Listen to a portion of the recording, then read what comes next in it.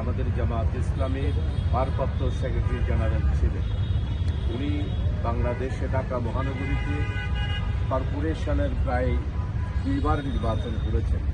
জাতীয় সংসদের নির্বাচন করেছেন মিঠাপুকুর রংপুর থেকে প্রায় 3বার।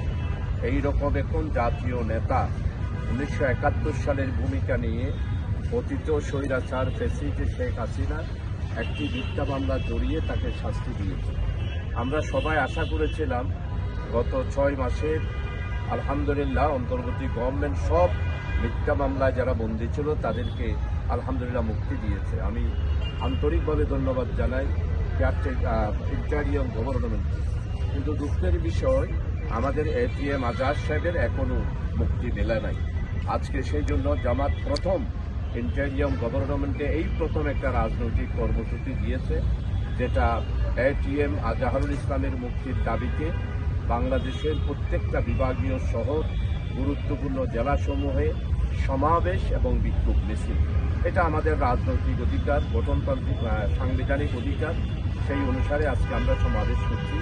আপনারা জানেন চট্টগ্রাম রাজনৈতিক কর্মসূচির সূতিকার এবং বৃহত্তম একটা বিজনেস ক্যাপিটাল সিটি, বাণিজ্যিক একটা রাজধানী। আমরা এটিএম আজহারের মুক্তির দাবিতে শুধুমাত্র জামাত ইসলামী নয়, চট্টলার প্রায় 2 কোটি 2.5 কোটি মানুষের প্রাণের দাবি অনুসারে কেন্দ্রীয় কর্মসূচির আলোকে আমরা আলহামদুলিল্লাহ আজকে 3টা বাজে একটা বিশাল সমাবেশ করব।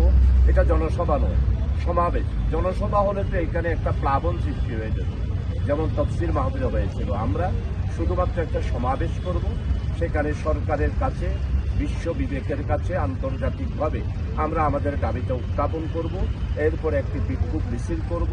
মিছিল সমাবেশ পূর্বেই সেখানে আমাদের কেন্দ্রীয় নেতা এবং মহানগরী নেতৃবৃন্দরা বক্তব্য রাখবেন। এটার মাধ্যমে আমরা আশা করি অবশ্যই সরকার বুঝতে পারবে যে এটিএম আজহারের বিরুদ্ধে অতীত স্বৈরাচার ফ্যাসিস্ট শেখ হাসিনা অন্যায়ভাবে তাকে গ্রেপ্তার করেছিল। বড় পরিতাপের বিষয় হলো তাকে 12 সালে জামিনে মুক্তি দিয়েছে। মুক্তি দেওয়ার পরে আবার তার বাড়ির থেকে, ওনার বাড়ির থেকে সিসিটিভি ক্যামেরা লাগানো হলো, বাড়ি ঘেরাও করা হলো, ওনাকে একদিন পর সেখান থেকে গ্রেপ্তার করা হলো। এরপরে সাজানো মিথ্যা ষড়যন্ত্রমূলক একটি আন্তর্জাতিক চক্রান্তের এই বিশেষ করে যেটাকে মানবতা বিরোধী অপরাধ নাম দিয়ে বিচার কার্যক্রম করা হয়েছে।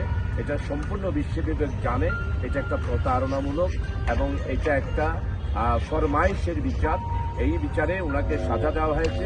এই সাজার থেকে মুক্তি দেওয়ার জন্যই আজকে আমরা সমাবেশ আলহামদুলিল্লাহ প্রস্তুতি নিচ্ছি।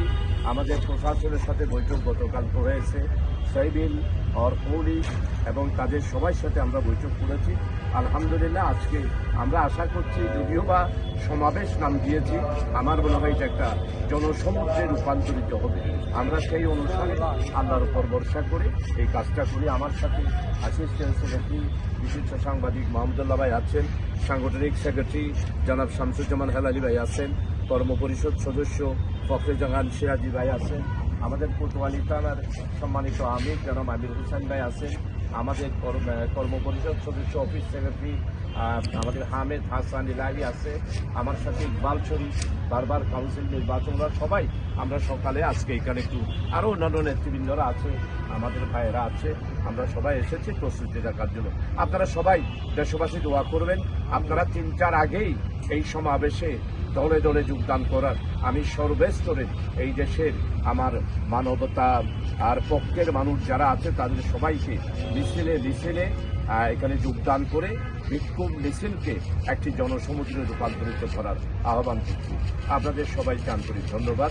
আসসালাম। আপনারা যে আজকে আমাদের প্রস্তুতি দেখার জন্য মিডিয়ার ভাইরা এসেছেন তাদেরকে আন্তরিকভাবে ধন্যবাদ জানাচ্ছি। আসসালামু আলাইকুম ওয়া রাহমাতুল্লাহি ওয়া বারাকাতুহু।